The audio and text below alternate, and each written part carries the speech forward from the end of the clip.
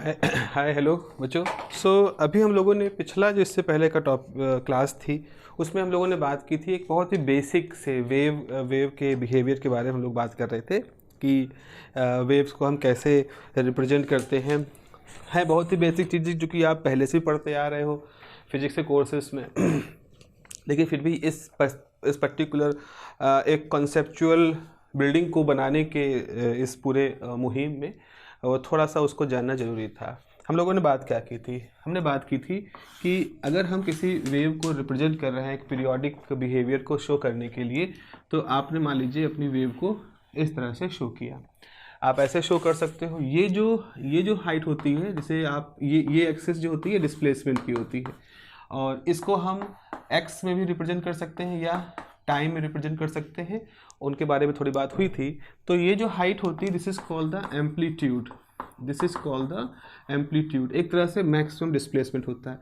ये दोनों सेम होते हैं। ये वैल्यू जो हाइट होती है सेम होती है, इधर भी सेम होती है।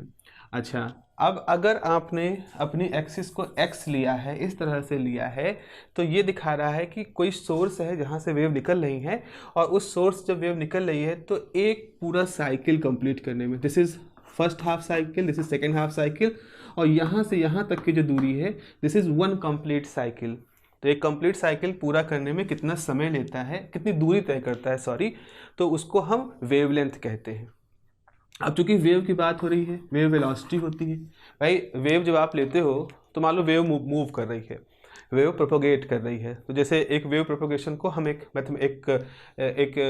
तरीके से रिप्रेजेंट कर सकते हैं, जैसा कि आप देख रहे हो यहाँ पर। तो अब अगर वेव चल रही है, वेव प्रोपोगेट कर रही है, तो उसकी वेलोसिटी होगी v।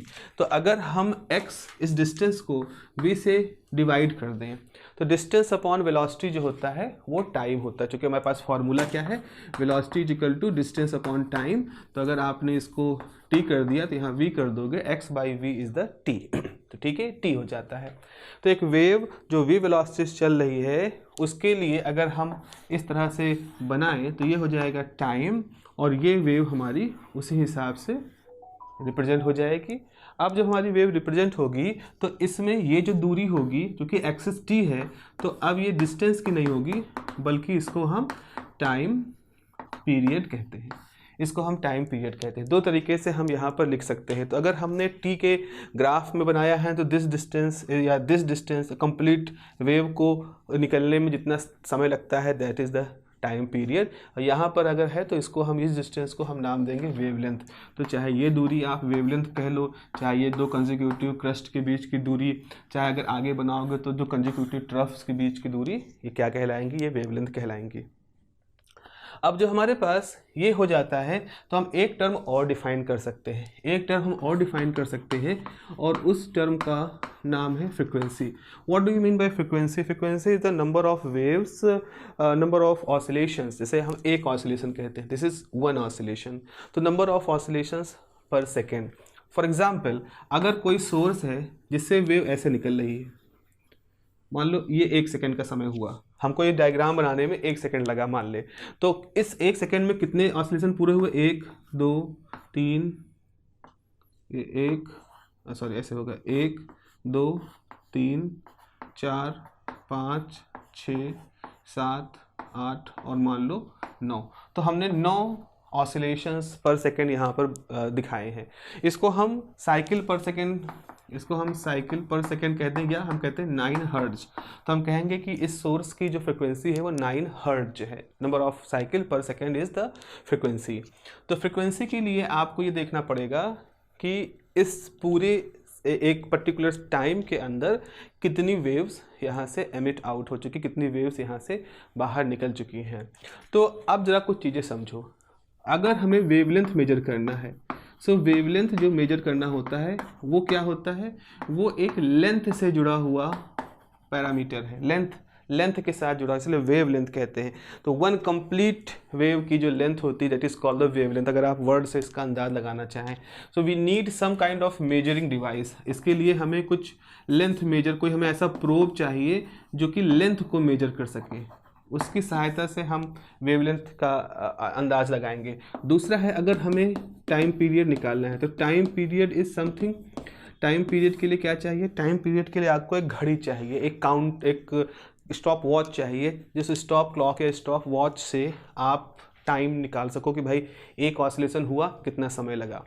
लेकिन अगर आपको फ्रिक्वेंसी कैलकुलेट करनी है, सपोज आपको फ्रिक्वेंसी कैलकुलेट करनी है, देन क्या चाहिए? तो आपको दो चीज़ें चाहिए। एक तो काउंटर चाहिए, काउंटर जिससे काउंट कर सको कितने ऑसिलेशन निकले, और एक घड़ी चाहिए जिससे आप ये देख लो कि 1 सेकंड पूरा हुआ कि नहीं।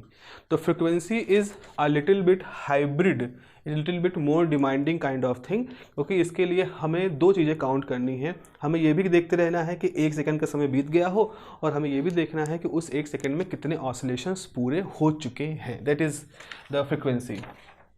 तो थोड़ा सा गहराई के साथ हमें समझना है इन चीज़ों को, इसीलिए यहाँ पर हम लोग बार बार इस बात कर रहे हैं। तो फ्रिक्वेंसी, अब जब फ्रिक्वेंसी हमें मालूम चल जाती है, तो याद करो हम लोगों ने पिछले लेक्चर में बात की थी कि एंगल का भी यहाँ पर रोल होता है। अगर हम इस पूरे ऑसिलेशन को किसी सर्किल के साथ जोड़ के देखें, तो इस सर्किल के साथ जोड़ के देखोगे, suppose this is point O A, this is point B, this is point C। तो ये जो लोकेशन अगर ये O है, तो आपके पास अगर मान लो पॉइंट यहाँ है, इस पर्टिकुलर लोकेशन पे है, तो ये एंगल थीटा आप कुछ बता सकते हो। चलो टाइम के साथ मेजर कर रहे हो, टाइम के साथ चल रहा है लेकिन घूम रहा है, तो थीटा यहाँ मेजर कर सकते हो। जब यहाँ पहुँचेगा तो ये पोजीशन A होती है। ये जो पोजीशन है ये किसको रिप्रेजेंट कर रही है? π/2 से। देखो आप यहाँ पर, ये π/2 है। उसके बाद जब ये पॉइंट घूमते घूमते यहाँ पहुँचेगा तो ये लोकेशन होगी, जैसे तो लोकेशन B, और ये कब है?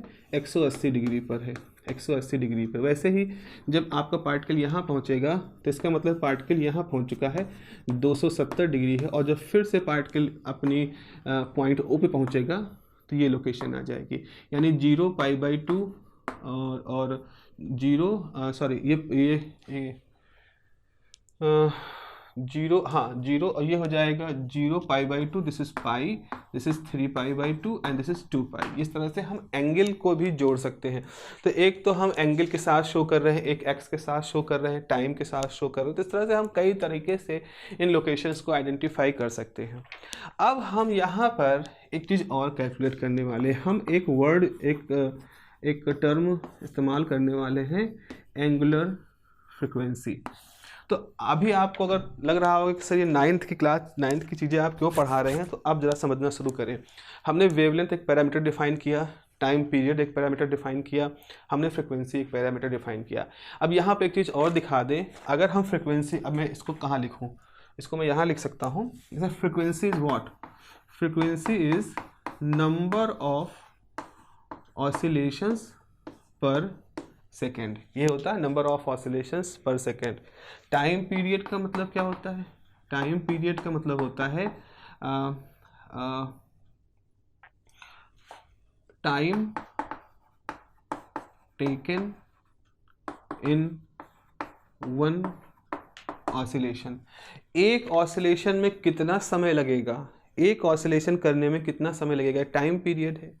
और 1 सेकेंड में कितने ऑसिलेशंस हो जाएंगे, ये क्या है? इसे कहते हैं फ्रिक्वेंसी।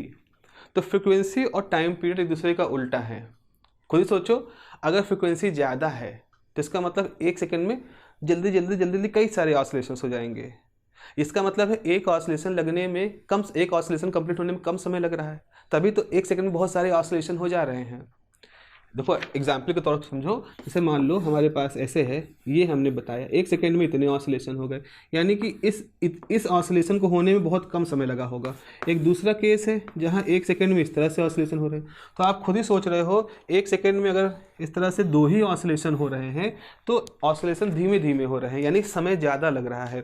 तो यहाँ पर एक ऑसिलेशन होने में समय ज़्यादा लग रहा है, इसीलिए 1 सेकेंड में कम ऑसिलेशन हो रहे हैं। यहाँ पर एक ऑसिलेशन होने में कम समय लग रहा है, इसलिए 1 सेकेंड में ज़्यादा ऑसिलेशन हो रहे हैं। तो ज़्यादा ऑसिलेशन होंगे, फ्रिक्वेंसी ज़्यादा होगी। फ्रिक्वेंसी ज़्यादा तब होगी जब टाइम पीरियड कम होगा। यहाँ देखो फ्रिक्वेंसी कम है, 2 ही हर्ट्ज है, किस लिए? क्योंकि टाइम पीरियड ज़्यादा है। तो फ्रिक्वेंसी जो होती है और टाइम पीरियड जो होते हैं वो एक दूसरे के रेसिप्रोकल होते हैं। F is inversely proportional to T। Logic आप यहाँ से देख रहे हो। तो आपने एक पैरामीटर डिफाइन किया लेंथ, दूसरा पैरामीटर डिफाइन किया टाइम पीरियड, तीसरा पैरामीटर डिफाइन किया फ्रीक्वेंसी, और फ्रीक्वेंसी और टाइम पीरियड आपस में इस रिलेशन से जुड़े हुए हैं। अब इतना कुछ हो गया है तो अब हम दो नए कन्वर्जिंग पैरामीटर आपके सामने इंट्रोड्यूस करने वाले हैं। ये बहुत ही इंपॉर्टेंट हैं कन्वर्जिंग पैरामीटर के रूप में, और आपने इनको पढ़ा तो होगा ही डेफिनेटली से पहले, बट अभी हम इनको एज अ कन्वर्जिंग पैरामीटर के रूप में इस्तेमाल करने वाले हैं। और क्यों इसको ऐसा कह रहे हैं अभी आप समझेंगे। तो हमारा पहला कन्वर्जिंग पैरामीटर है ओमेगा, यानी 2 pi f. Omega is 2 pi f. F का फिजिकल मतलब आपने भी समझा है, एफ का फिजिकल मतलब समझा है कि नंबर ऑफ ऑसिलेशन पर सेकेंड इज द फ्रीक्वेंसी।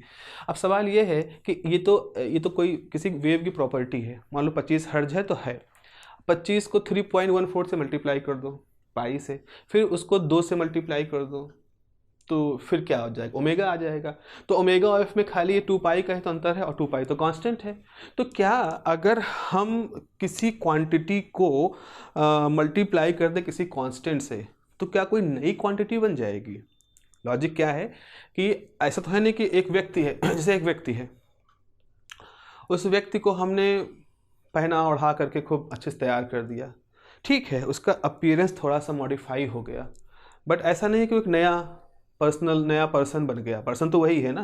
तो सवाल ये है कि उस नए तरह से ओढ़ाने बढ़ाने से फ़ायदा क्या हुआ, उसका कोई फ़ायदा हो हमें दिखे तो हम उसको अप्रोच करें, उसको अप्रिशिएट करें। यहाँ पर वही है कि इस एफ फ्रिक्वेंसी को अगर 2 पाई से मल्टीप्लाई करके हम ओमेगा कह रहे हैं, then what is the significance of omega, what is the significance of multiplying f just by 2 पाई? क्या इससे फ़र्क पड़ रहा है? तभी हम लोग देखेंगे इसका क्या फ़र्क पड़ रहा है। अभी हमारा अगला मंतव्य ही होना है। तो एक पैरामीटर हमें ये डिफाइन करना है ओमेगा।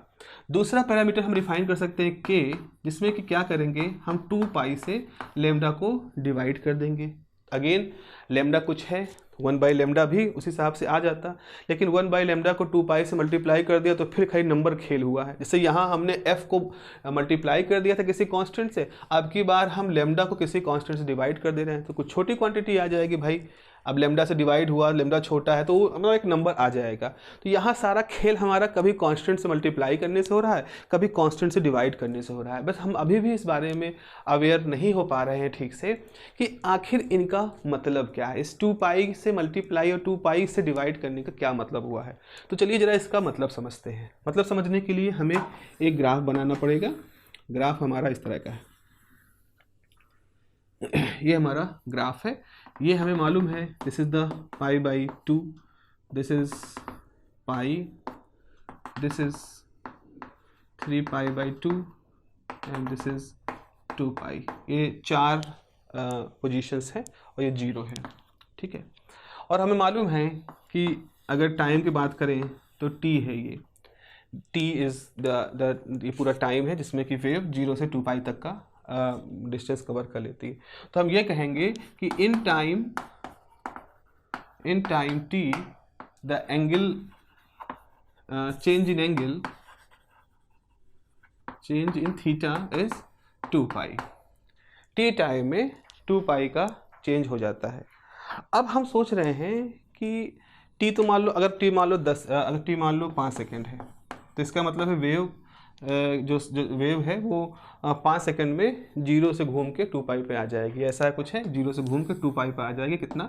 5 सेकंड में, चूँकि टाइम पीरियड 5 सेकंड है। अब हमने कहा अच्छा ये बताओ कि जहाँ कहीं भी है, मान लो किसी समय पार्टिकल यहाँ है तो उसके बाद 2.232 सेकेंड ले लो, 5 सेकंड उसका टाइम पीरियड है, हमने कोई अजीब सा टाइम ले लिया। इतने टाइम में वो पार्टिकल कहाँ से कहाँ पहुँचेगा? अब जरा समझो इस बात को। यहाँ था पार्टिकल, उसका थीटा कितना था? थीटा मान लो कुछ था 20 डिग्री, सपोज 20 डिग्री था। फिर हमने कहा 2.23 सेकंड में तो पार्टिकल जहाँ था वहाँ से घूम के यहाँ पहुँच गया। तो अब हम कह रहे हैं कि इतनी देर में अब वो एंगल कुछ आया होगा, तो डेल्टा थीटा कितना होगा? यानी अब थीटा चूँकि फेज के साथ जुड़ा हुआ है, तो हमारा सवाल ये है कि इस वेव जिसकी फ्रिक्वेंसी में मालूम है 2 पाई एफ से हम उसकी एंगुलर फ्रिक्वेंसी जानते हैं, ये बताइए कि डेल्टा टी टाइम में इसमें कितना फेज चेंज आ जाएगा। तो सवाल क्या है? हमारा सवाल ये है कि व्हाट डेल्टा थीटा या डेल्टा फाई, जो भी आप ले, फाई लेते हैं, what delta phi will be observe in delta T time interval. समझ रहे ना लॉजिक? एक पार्टिकल है जो कि 5 सेकेंड में 0 से लेकर के 2 पाई का चेंज कर लेता है। अब हम उससे कह रहे हैं कि वो किसी समय कहीं था, उससे डेल्टा टी टाइम के बाद कहीं पहुंचा, तो इस पूरी प्रोसेस के दौरान उसके फेज में कितना चेंज हुआ ये हमें कैलकुलेट करो। तो कैसे कैलकुलेट करेंगे? तो हमारा लॉजिक क्या है जरा समझिएगा। व्हाट वी नो दैट, हम जानते हैं, we know change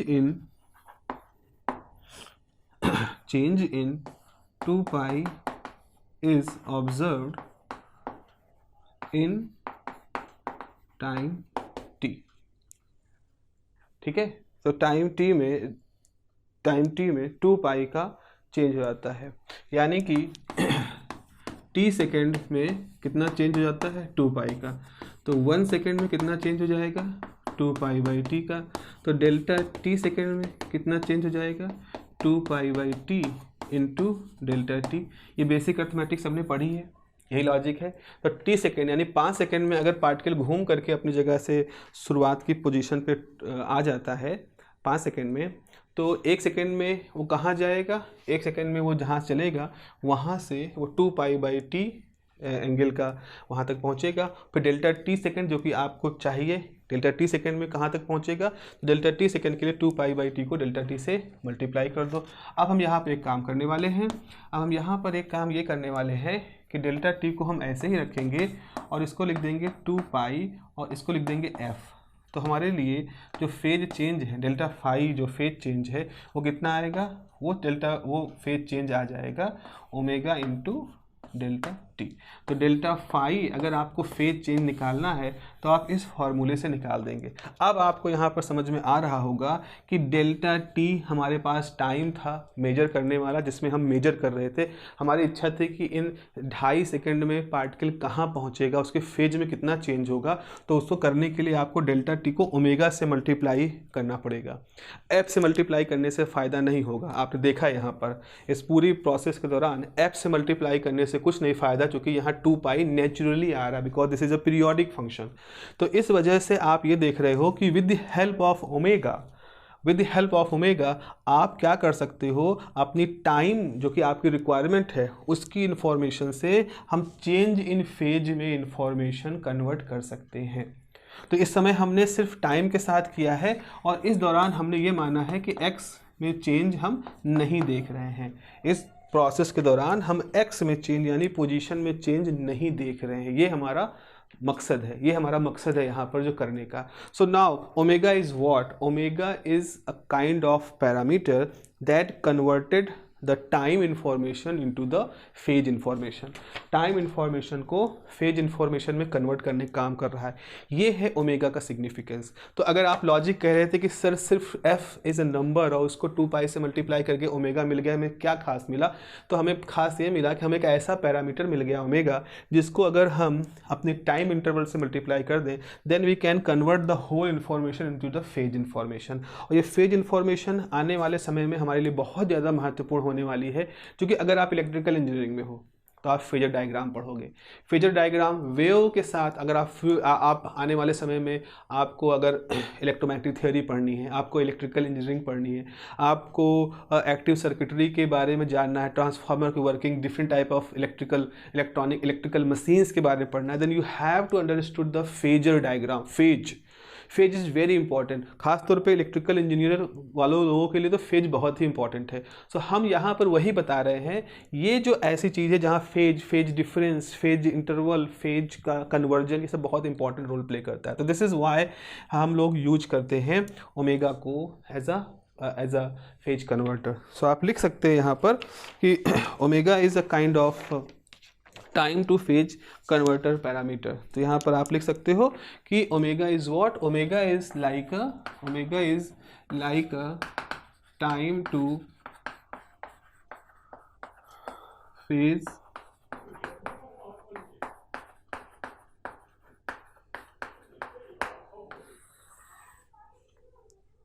time to phase converter parameter. Okay, अब इसी तरह से एक दूसरा भी लॉजिक है। एक दूसरा लॉजिक हमारे पास ये है कि अगर हमें k का इस्तेमाल पढ़ना हो तो हम क्या पढ़ेंगे। तो k के इस्तेमाल में भी आपको मालूम है, अगर ये डिस्टेंस x है तो ये जो पूरा डिस्टेंस होता है ये लैम्डा होता है ना, ये लैम्डा होता है। तो आप कहोगे इन लेंथ लैम्डा कितना फेज चेंज होता है, तो लैम्डा यूनिट डिस्टेंस है, लैम्डा यूनिट ले लो, मान लो मीटर है, तो लैम्डा यूनिट में कितना फेज चेंज होता है 2 पाई। तो 1 यूनिट में कितना फेज चेंज होगा 2 पाई बाई लैम्डा। नाउ अब आप इंटरेस्टेड हो कि अगर वेव जो थी ये जहाँ थी वहाँ से x डिस्टेंस आगे बढ़ गई, मान लो वेव जो यहाँ थी यहाँ पे थी वेव और वहाँ से वो ऐसे आगे बढ़ गई, तो जब वेव आगे बढ़ जाएगी तो आप देख रहे हो कि अब इसका फेज चेंज हो जाएगा। जो पहले वेव जब पाई पे 0 हो जा रही थी, अब की बार ये मैक्सिमा हो जा रही है। तो अगर हम चाहते हैं कि डेल्टा x डिस्टेंस में कितना फेज चेंज हुआ होगा, तो आप क्या कर दीजिए 2 पाई बाई लैम्डा को डेल्टा x से मल्टीप्लाई कर दोगे और ये हो जाएगा k डेल्टा x। तो इसका मतलब है अगर आपके पास फेज चेंज होगा तो k इंटू डेल्टा x ये आ जाएगा। तो अगर आपके पास टाइम की इन्फॉर्मेशन है डेल्टा t है, आप फेज की इन्फॉर्मेशन लेना चाहते हो तो आप ओमेगा इंटू डेल्टा t कर दो। अगर आपके पास पाथ डिफरेंस को हम आगे बात करेंगे, अगर पाथ डिफरेंस के टर्म में कोई चीज़ है आप उसको फेज डिफरेंस के टर्म में लेना चाहते हो तो आप क्या करोगे 2 पाई बाई लैम्डा से मल्टीप्लाई कर दोगे। तो ये एक बहुत ही इंपॉर्टेंट फार्मूला निकल के आ रहा है। ये अगर हम डेल्टा x को आगे आने वाले समय में हम यहाँ पर ऐसे कहेंगे कि डेल्टा x को हम लिखेंगे पाथ डिफरेंस, अगर हम इसे लिखेंगे पाथ डिफरेंस, और डेल्टा फाई को अगर हम लिखेंगे फेज डिफरेंस, तो एक सवाल होता है what is the relation between path difference and phase difference, this is the formula. तो फॉर्मूला कैसे निकल के आएगा कि phase difference is equal to k times path difference. This is very important formula, बहुत ही अच्छा कन्वर्जन का फार्मूला है। ऐसे यहाँ पर भी निकाल सकते हो, अगर हमें निकालना है फेज डिफरेंस भी है ओमेगा और इसके मतलब है टाइम इंटरवल अगर हमें मालूम है तो उस पर्टिकुलर टाइम इंटरवल में वेव के अंदर कितना फेज डिफरेंस इंट्रोड्यूस हो जाएगा वो भी हम कैलकुलेट कर सकते हैं इस फार्मूले से। हालांकि ये फार्मूला ज़्यादा पॉपुलर है क्योंकि आने वाले समय में जब इंटरफेरेंस को हम और डिटेल में मैथमेटिकली पढ़ेंगे तो देखेंगे कि दो वेव्स मूव कर रही हैं, उनके बीच में पार्ट डिफरेंस कितना है, उनके बीच का पार्ट डिफरेंस कितना है, उसके बेसिस पे हमें कैलकुलेट करना होगा। तो जो कि जनरली हम पार्ट डिफरेंस के बेस पे कैलकुलेट करते हैं तो इस फार्मूले को यूज करते हैं, लेकिन ये भी एक फार्मूला है जो यहाँ पर इस्तेमाल हो रहा है। खास बात आपको ये देखनी है, चाहे ओमेगा हो, it is a time to phase converter and k is what distance to phase converter. तो के के लिए हम लिख सकते हैं k is what, k is distance to phase converter parameter. ये हो गया हमारे पास, ठीक है। तो मेरे ख्याल से एक इंट्यूशन आपके पास एक इंट्यूशन डेवलप हो रहा होगा जिससे कि आप ये समझ पा रहे होंगे कि हम यहाँ पर कहना क्या चाह रहे हैं। अब एक चीज़ जरा समझो, फेज है और मैंने बताया है, इसको पहले बताया है इसके पहले वाले जस्ट लेक्चर में कि phase is argument of the function that represented the wave. अगर आपको वेव, एक पीरियोडिक वेव को समझाना है, पीरियोडिक वेव को लिखना है, तो आपको डेफिनेटली किसी पीरियोडिक फंक्शन को यूज करना पड़ेगा। हमारे पास दो मुख्य रूप से पीरियोडिक फंक्शन है। हम साइन को as a periodic function use कर सकते हैं वेव को रिप्रेजेंट करने में जब 0 एंगल पर शुरुआत हो रही हो। हम कॉस को भी as a trigonometric function use कर सकते हैं अगर किसी हायर एम्पलीट्यूड से शुरुआत हो सकती हो। तो अगर आपके वेव की शुरुआत कुछ इस तरह से हो रही है, अगर आपके वेव की शुरुआत यहाँ से हो रही है, ऐसे हो रही है, then this is the cos representation. अगर आपके वेव की शुरुआत ऐसे हो रही है, this is the sine representation. तो कॉस रिप्रेजेंटेशन और साइन रिप्रेजेंटेशन दो तरह के रिप्रेजेंटेशन होते हैं, लेकिन ये साइन और कॉस अपने आप में तब तक नहीं कोई मीनिंग रखते हैं जबकि इसके साथ एक एंगुलर टर्म ना जुड़ा हो, और वो जो एंगुलर टर्म जुड़ा होता है उसी को हम फेज टर्म कहते हैं, जिसको हम कहेंगे कि ट्रिग्नोमेट्रिक फंक्शन का आर्गुमेंट है। तो अगर आपको एक वेव रिप्रेजेंट करनी है, then you need some sine wave और then you need some phase term या एंगुलर टर्म, फेज टर्म आपको यहाँ पर जोड़ना होगा।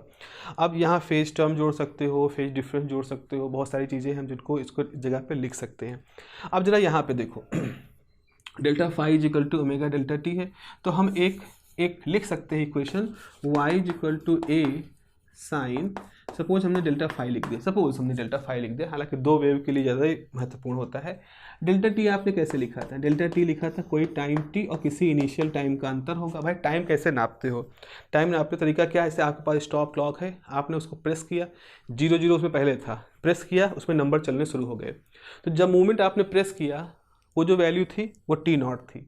फिर आपने उसको थोड़ी देर बाद जब प्रेस किया, वापस से बंद किया, तो उसमें सेकंड आया 2.5 सेकंड। तो इसका मतलब है कि आपके उस ऑन करने से आप ऑफ करने के बीच में 2.5 सेकंड का समय बीत चुका है। तो ये 2 कितना आएगा? 2.5 सेकंड माइनस 0, तो आंसर आ जाएगा 2π5। तो अगर हमने t0 को 0 कर दिया है तो हम डेल्टा टी को क्या लिख सकते हैं? डेल्टा टी को सिंपली t लिख सकते हैं। ऐसे केस में हमारा जो फेज होगा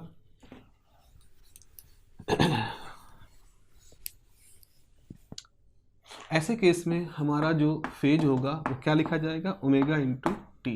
तो हम अपनी इक्वेशन लिख सकते हैं y is equal to some amplitude और फेज की जगह पे लिख सकते हैं ओमेगा इंटू टी। सिंपली हम टाइम के साथ केवल चेंज देखना चाह रहे हैं तो हम ऐसे लिख सकते हैं। या अगर हम एक और अल्टरनेट हमारे पास क्या है, हम लिख सकते हैं a is equal to cos omega T, ऐसे भी हम लिख सकते हैं। दोनों तरह से हमारे पास पॉसिबिलिटी है। ऐसे वहाँ पर भी था, अगर हमने delta phi is equal to k time delta x लिखा है और डेल्टा एक्स बराबर एक्स माइनस एक्स नॉट लिखा है, एक्स नॉट अगर 0 ले ले तो उस केस में हम डेल्टा फाई क्या लिख सकते हैं? के एक्स लिख सकते हैं। और ऐसी स्थिति में हमारी इक्वेशन लिखी जा सकती है y is equal to a sine k x या y is equal to a cos k x. तो इन दोनों में अंतर क्या है? इसमें हम केवल टाइम के साथ बदलाव के बारे में देख रहे हैं तो हमने ऐसे लिखा है, और जब हम केवल समय के साथ पोजीशन के साथ बदलाव को देख रहे हैं तो हम ऐसे लिख रहे हैं। अगर हम एक मोस्ट जनरल केस में सोचें कि एक ऐसी स्थिति के बारे में बात करें जब हमारी जो इक्वेशन है, हमारी जो वेव है, मोस्ट जनरल काइंड वेव है, वो समय के साथ भी चेंज हो रही है, पोजीशन के साथ भी चेंज हो रही है, जो कि होता है वास्तव में। जैसे अगर हम यहाँ खड़े हैं तो इस समय हमने स्टॉप वॉच लिया, अभी 0 है उसके अंदर, और अभी हम जहाँ खड़े हैं ये 0 पोजीशन है, हम चलना शुरू कर दे रहे हैं, हमने क्लॉक प्रेस कर दिया। अब क्लॉक प्रेस करने से क्या हुआ? इसमें समय चलना शुरू हो गया, साथ ही साथ हमारी डिस्टेंस भी चेंज होना शुरू हो गई। So the most general case is what, हम समय के साथ भी चेंज हो रहे हैं, पोजीशन के साथ भी चेंज हो रहे हैं। अब ऐसी स्थिति में क्या होगा कि हम दो तरह से, हम जहाँ खड़े थे उसके राइट में चलना शुरू कर दें, या हम जहाँ खड़े थे उसके लेफ्ट में चलना शुरू कर दें। तो ये भी तो हो गया ना, हम टाइम और पोजीशन चेंज कर रहे हैं, बट जहाँ खड़े थे उसको ओरिजिन मान करके उससे लेफ्ट में चलना शुरू किए कि उसके राइट में चलना शुरू किए। अब दो पॉसिबिलिटी हो गई। तो इसका मतलब है कि एक मोस्ट जनरल केस में क्या होगा, आपको ये दोनों आपस में मिलाना होगा। तो आप लिखोगे y is equal to a sine k x omega T, लेकिन मल्टीप्लाई थोड़ी करोगे इसके बीच में, क्योंकि ये तो पोजीशन वाला, ये मतलब ये तो एक इन्फॉर्मेशन है स्पेस वाली, ये इन्फॉर्मेशन है टाइम वाली। तो अब इन दोनों के बीच में हम प्लस माइनस साइन लगा सकते हैं। अब सवाल ये प्लस माइनस साइन का क्या मतलब है? तो प्लस माइनस साइन इस बात को डिपेंड करेगा कि आप जो ओरिजिन है उसके लेफ्ट डायरेक्शन प्रोपोगेट कर रहे हो या ओरिजिन है उसके राइट डायरेक्शन प्रोपोगेट कर रहे हो। यानी वेव प्रोपोगेशन को हम फॉरवर्ड बैकवर्ड की सिचुएशन में रखेंगे, but that is not of much interest. वो तो वेव थ्योरी पूरी, वो वेव के कॉन्सेप्ट में हम चले जाएंगे तो वहाँ पे पहुँचना होगा। हमें पहुँचना कहाँ है? हमें पहुँचना है अपने सुपरपोजिशन और इंटरफेरेंस तक। तो अब धीरे धीरे क्या हुआ है कि हम जब साइन कॉस दोनों तरह की इन्फॉर्मेशन ले सकते हैं, तो आपको मालूम होगा एक कॉम्प्लेक्स नोटेशन, आयलर फार्मूला आप कह लो कि e की power i theta is equal to cos theta plus i sine theta. ये होता है e की power i theta is equal to cos theta plus i sine theta. This is the famous Euler formula.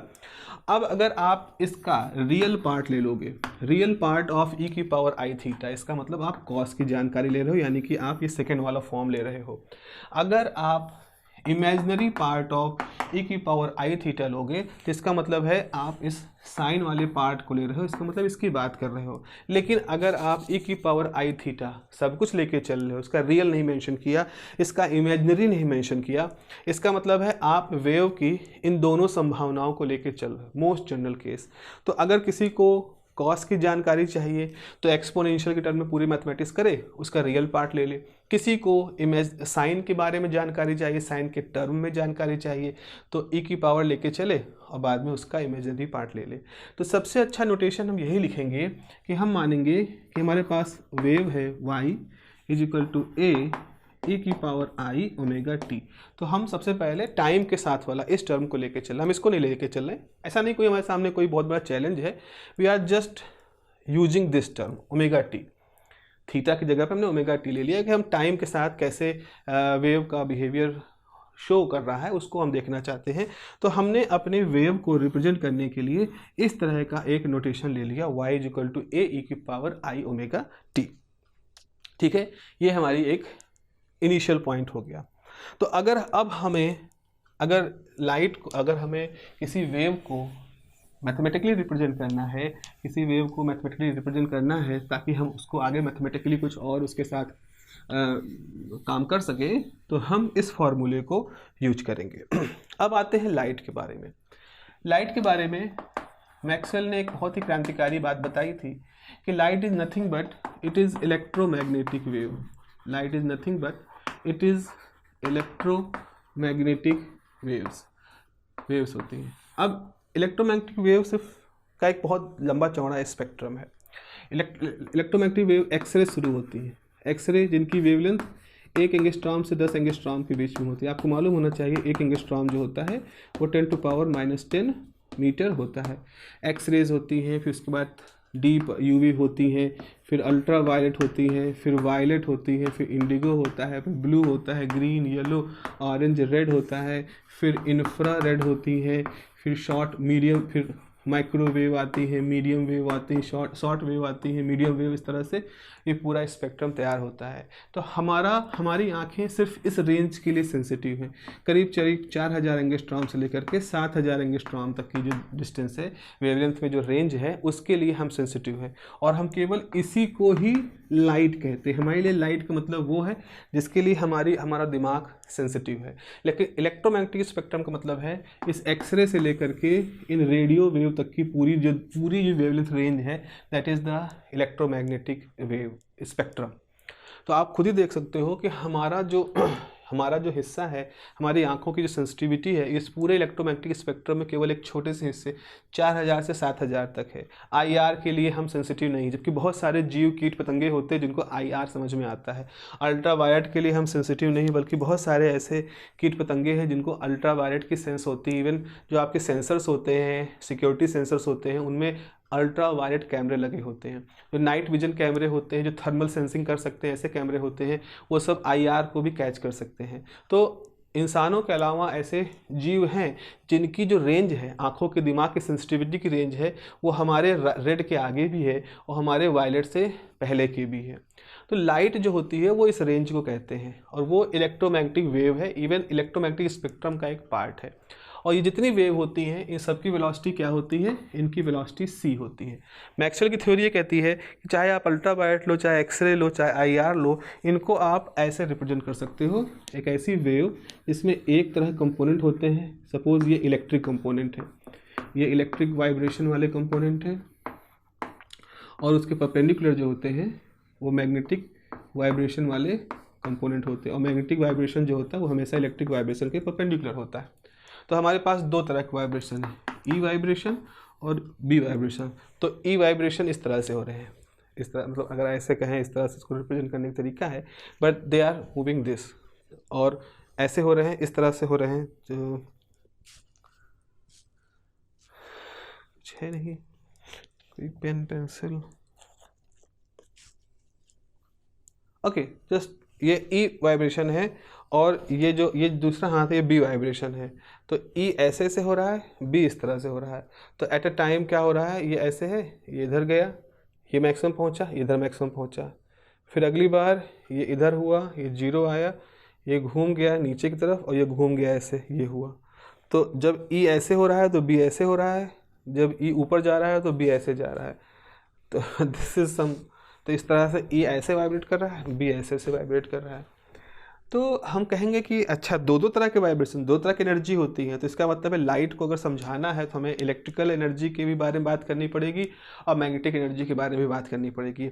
लेकिन आगे electromagnetic theory खुद ही कहती है कि जो ई कंपोनेंट होता है वो बी कंपोनेंट से सी टाइम ज़्यादा होता है। C is the velocity of light, 3×10⁸ value होती है, तो सी एक बड़ा नंबर है, यानी कि बी अपने आप बहुत छोटा होता है। इसके छोटा होने की वजह से जब इसके साथ एक बहुत बड़ी क्वांटिटी मल्टीप्लाई होती है तब जाके इलेक्ट्रिक कंपोनेंट की वैल्यू आती है। तो आप खुद ही सोच सकते हो कि ई जो है वो बी की तुलना में 3×10⁸ टाइम ज़्यादा बड़ा होता है। तो 3×10⁸ टाइम ज़्यादा बड़ा होने का मतलब है कि ई की तुलना में बी जो है वो निगलेक्ट किया जा सकता है।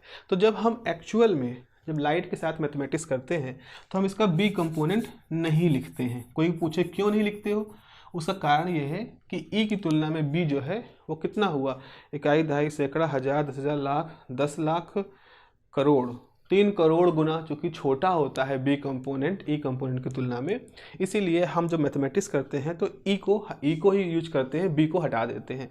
तो अब आपके पास ई है, ये ई वेरी कर रहा है टाइम के साथ, मान लो वेरी कर रहा है। ये जो मैक्सिमम एम्पलीट्यूड है इसको हम मान ले ई नॉट है, यही तो होता है ना वेव का, ये जो मैक्सिमम एम्पलीट्यूड होता है this is the maximum amplitude, this is E not. तो फॉर्मूला कैसे लिखेंगे, ई बराबर ई नॉट ई की पावर आई ओमेगा टी। तो अगर हमें लाइट को अगर हमें एक मैथमेटिकल फार्मूले से लिखना हो तो हम लिखेंगे E is equal to E naught ई की power i omega t, E is equal to E naught ई की पावर आई ओमेगा टी, ये हमारा तरीका होगा। तो अब हम एक और, अगर इतना यहाँ तक आपको समझ में आ गया है तो अब हम बढ़ जाते हैं अपने अगले हिसाब में, और हमारा अगला जो टॉपिक होगा वो होगा सुपरपोजिशन।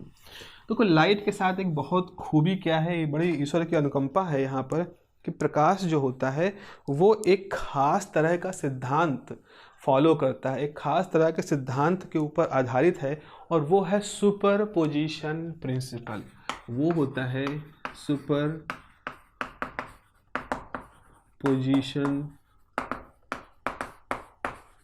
प्रिंसिपल।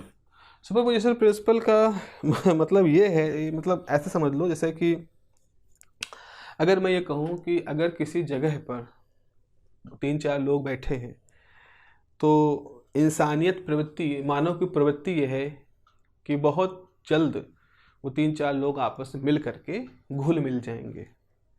ट्रेन में बैठे हो 4-5 लोग, पूरा बोगी भरी है, आप देखोगे अगर 8 घंटे का भी सफ़र है, 6 घंटे का भी सफ़र है, तो अजनबी भी आपस में बातचीत करने लगते हैं, बोलचाल करने लगते हैं, उनमें संबंध निकल आते हैं, प्रांत के संबंध, शहर के संबंध, राजनीतिक सोच के संबंध, धार्मिक मान्यताओं के संबंध, खेल के संबंध, पढ़ाई के संबंध, कुछ ना कुछ निकल जरूर आएंगे। और धीरे धीरे क्या होगा, उनमें प्रगाढ़ता आ जाएगी। हो सकता है कि उस 7 घंटे के सफ़र के बाद आपको एक बहुत अच्छा मित्र मिल जाए जो शायद जीवन भर आपके साथ रहे। फ़ोन नंबर की शेयरिंग हो जाती है, बातचीत के सिलसिला शुरू हो जाता है, एक अच्छी मित्रता भी बन जाती है। वहीं दूसरी तरफ मनमुटाव भी हो जाते हैं 6-7 घंटों में। This is a kind of superposition. This is a kind of superposition when we start to merge with each other on the emotional level, on thought level. इस तरह से हम लोग जब मिक्सअप होना शुरू हो जाते हैं, और ये प्रवृत्ति है हमारी, हम इंसानों की प्रवृत्ति है घुलने मिलने की, सामाजिक होना हमारी मूल प्रवृत्ति है, हमारे सर्वाइवल की इंस्टिंक्ट के साथ जुड़ा हुआ चीज़ है कि हम मिलते हैं और सामाजिक रूप से गुट बनाते हैं, ताकि पुराने ज़माने में इस गुट बनाने की प्रवृत्ति से हम विदेशी बाहरी मुसीबतों से लड़ सकते रहे होंगे, जीवों से, दूसरे संपत्ति को, कबीलों से हमारे अंदर लड़ने की क्षमता तभी विकसित हुई होगी जब हमें अपने गुट के प्रति एक सचेतता आई होगी, हमें एक तरह की लगाव आया होगा कि हमें इसको बचा के रखना है, बिकॉज हम जुड़े हुए हैं उनसे। That is the human geography I would say वाली पार्ट हो गई। तो अब यहाँ पर क्या होता है, वेव के साथ भी ऐसा होता है। अगर वेव्स हैं एक साथ एक ही दिशा में एक मीडियम में चल रही हैं तो ऐसा नहीं कोई इंडिपेंडेंट जाएंगी, they will merge with each other, they will super impose over each other, उनकी इंटेंसिटीज़ में आपस में मिक्सअप हो जाएगा। अब उस मिक्सअप होने की वजह से रिजल्ट क्या होगा, उस मिक्सअप होने की वजह से रिजल्ट ये होगा कि जब पर्दे पे वो दोनों, मान लो 2 लाइटें हमने जलाई, अब 2 लाइटें जली इस तरह से, मान लीजिए यहाँ पे आप हो, आपने यहाँ से लाइट जलाई, ये लाइट वेव चल रही है, यहाँ से लाइट जलाई, ये लाइट वेव चल रही है। अब ये सामने पर्दा है, अब इस पर्दे पर जब दोनों लाइट गिरेंगी तो इस पर्दे पे क्या होने वाला है? इस पर्दे पे दो चीज़ें हो सकती हैं। अगर ये दोनों लाइट आपस में एक खास तरह की शर्तों को फॉलो करना शुरू कर दें, खास तरह की शर्तों को फॉलो करना शुरू कर देंगे, तो इस पर्दे पर आपको काली चमकीली पट्टियाँ दिखाई पड़ेंगी। इस पूरे पर्दे पर जो चमकीली पट्टियाँ होंगी बहुत चमकदार होंगी और जो उनके बीच का जो काला हिस्सा होगा वो डार्क होगा, बशर्ते इनकी इन दोनों सोर्सों के बीच में कुछ कंडीशन फुलफ़िल होती रहे। लेकिन अगर ये सोर्स वो कंडीशन फुलफ़िल नहीं करेंगे तो आपको खाली इस पर्दे पर चमक दिखाई पड़ेगी। वो चमक भी काफ़ी ज़्यादा होगी क्योंकि 2 बल्ब की चमक है। अगर यहाँ 3 बल्ब लगा दोगे तो चमक और भी बढ़ जाएगी। तो जैसे हम कमरों में ये देखते हैं, कमरे में अभी जैसे इस कमरे में एक ट्यूबलाइट चल रही है, तो अगर हमने एक ट्यूबलाइट जलाई है तो इस बोर्ड पर कुछ चमक आएगी। 2 जला देंगे चमक दुगनी हो जाएगी, 4 जला देंगे चमक 4 गुनी हो जाएगी। यही तो होगा। ऐसा तो नहीं देख रहे होगे आप लोग अपनी स्क्रीन पर कि इस पूरे बोर्ड पर कुछ काली चमकीली धारियाँ बनी हुई हैं। क्यों नहीं बनी है? अगर इस कमरे में 2 ट्यूबलाइट जल रही हैं और मैंने दोनों ट्यूबलाइट एक ही दुकान से खरीदी है, एक ही कंपनी खरीदी है, तो फिर क्यों नहीं इस बोर्ड पर काली चमकीली पट्टियां बन रही हैं? क्या सुपरपोजिशन नहीं हो रहा है? सुपरपोजिशन यहाँ भी हो रहा है, लेकिन ये जो 2 ट्यूबलाइट हैं ये कुछ खास शर्तों को पूरा नहीं कर रही हैं। अगर वो खास शर्तें यहाँ पूरी होती तो आपको इस समय इस बोर्ड पर काली चमकीली पट्टियाँ दिखाई पड़ती, जिसको हम इंटरफेरेंस पैटर्न कहते हैं। सुपरपोजिशन तो हो रहा है, सुपरपोजिशन होने की वजह से ही 2 ट्यूबलाइट जलने पर यहाँ पर लाइट दुगनी होती है। तो हम इस बात को शो करेंगे और उस कंडीशन का नाम क्या होता है? उस कंडीशन का नाम होता है कंडीशन ऑफ कोहेरेंट होना, कोहेरेंसिस को आप कह सकते हो। तो अगर लाइट वेव्स, 2 लाइट वेव्स अगर कोहेरेंसी की कंडीशन को फुलफिल कर रही हैं, अगर वो कोहेरेंट हैं, तो आपको पर्दे पर काली चमकीली पट्टियाँ दिखाई पड़ेंगी, इंटरफेरेंस होता हुआ दिखाई पड़ेगा। लेकिन अगर वो कोहेरेंट नहीं है, वो इनकोहेरेंट हैं, तो सिर्फ आप इस पर्दे पर 2 गुनी, 3 गुनी, 4 गुनी जितनी लाइट सोर्स इस्तेमाल करोगे उतनी गुनी लाइट की इंटेंसिटी आपको दिखाई पड़ेगी। This is the main fact conceptually. तो कोई ये कहे कि क्या इंटरफेरेंस नहीं होता इनकोहेरेंट वेव में? होता है, लेकिन वो इंटरफेरेंस इतना फास्ट मूव करता है, इतना फास्ट चेंज होता है कि हम उसको देख नहीं सकते। तो हमारे पास आने वाले समय में हमको समझना है कि इंटरफेरेंस का होना तो निश्चित है। अगर आपने 2 लाइट सोर्स कहीं यूज किए हैं तो सर्टेनली इंटरफेरेंस तो हो ही रहा होगा। मसला ये है कि वो इंटरफेरेंस सस्टेन्ड कर रहा है या वो अनसस्टेन्ड नेचर का है। ना what is the meaning of sustain, unsustain? Sustain मतलब ऐसा इंटरफेरेंस जिसकी काली चमकीली पट्टियाँ जो दिख रही हैं उनकी आप स्टडी कर सके, उनकी चौड़ाई नाप सके, उनको मेजर कर सके, उनको फोटोग्राफ ले सके। सपोज जैसे अभी क्या है, यहाँ पर इस समय मान लो यहाँ चमकीली पट्टियाँ बनी होती, काली चमकीली पट्टियाँ बनी होती, तो क्या होता, हम उसकी मीटर से स्केल नाप लेते हैं कि देखो 5 सेंटीमीटर की काली पट्टी है, 5 सेंटीमीटर की चमकीली पट्टी, हम नाप सकते थे ना। लेकिन अगर कोई चीज़ बहुत तेज़ी से चेंज करे, कितनी तेज़ी से? 1 सेकेंड में 10 करोड़ बार, तो 1 सेकंड में कोई चीज़ अगर 10 करोड़ बार चेंज हो रही है, 20 करोड़ बार चेंज हो रही है, तो आप उसको मेजर नहीं कर सकते। आपके लिए वो फिनोमेना हो ही नहीं रहा है, क्योंकि आपकी आंखों की एक क्षमता होती, हमारे हर इंस्ट्रूमेंट की एक क्षमता होती, कितनी तेज़ी से बदलते हुए घटना को वो रिकॉर्ड कर सकता है। तो हम इस समय क्या हो रहा होगा, इस कमरे में चूंकि 2 ट्यूबलाइट जल रही हैं तो इंटरफेरेंस तो हो रहा है, काली चमकीली पट्टियां बन रही हैं, पर ये काली चमकीली पट्टियां एक दूसरे की जगह को 1 सेकंड में 100 करोड़ बार या 10 करोड़ बार चेंज कर रही हैं। इतनी तेज़ी से अपनी पोजीशन को चेंज कर रही हैं कि हमें इस कमरे में ऐसा लग रहा है कि यूनिफॉर्म इंटेंसिटी है। तो मसला क्या है, इंटरफेरेंस तो होता ही होता है। कोहेरेंट सोर्सेस रखोगे तो भी इंटरफेरेंस होगा, इनकोहेरेंट सोर्सेस रखोगे तो भी इंटरफेरेंस होगा, कोई भी लाइट सोर्स रखोगे इंटरफेरेंस होगा, क्योंकि इंटरफेरेंस तो सुपरपोजिशन के साथ जुड़ा हुआ है। होता क्या है, वो इंटरफेरेंस हम स्टडी कर पा रहे हैं तो वो सस्टेन इंटरफेरेंस कहलाएगा, और सस्टेन इंटरफेरेंस होने के लिए कोहेरेंसी कंडीशन होनी जरूरी है।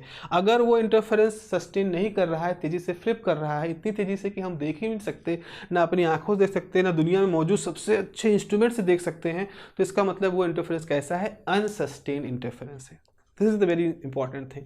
बच्चों के दिमाग में सवाल रहता है कि शायद कोहेरेंसी अगर हटा दें तो इंटरफेरेंस होगा ही नहीं। इंटरफेरेंस का होना तो सुपरपोजिशन के साथ जुड़ा हुआ है, और सुपरपोजिशन तो सुपरपोजिशन होता है, वो तो होता ही होता है।